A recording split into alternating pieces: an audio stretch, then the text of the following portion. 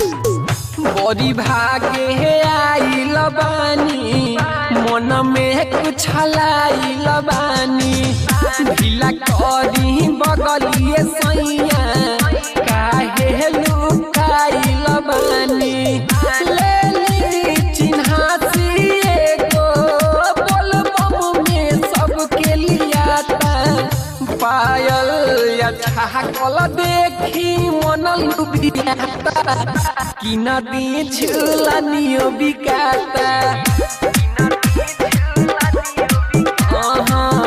कि नदी झूलनियो बिकाता। मिक्स बाय चाहत रिकॉर्डिंग स्टूडियो सहाजितपुर मेढुका बाजार।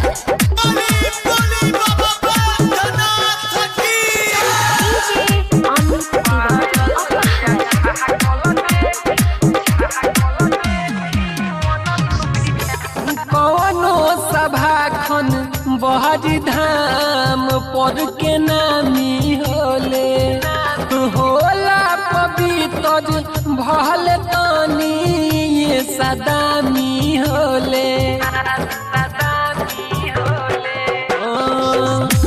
कौनो सभा खन बहरी धाम पर के नामी होले होला पवित्र भल तानी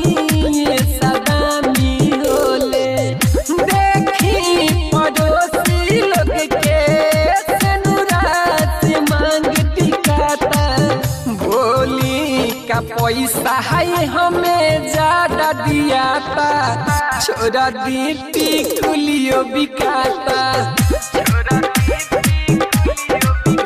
जी कि नदी झूलनियो बिकाता। मिक्स बाय पवन राजा।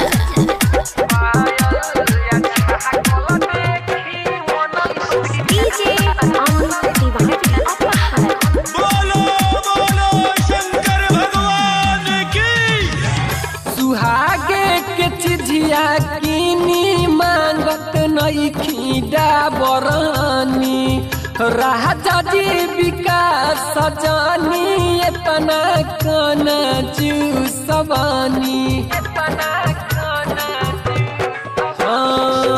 सुहागे के चिझिया किनी मांगत नहीं खीदा बरानी पवन राजा जानी इतना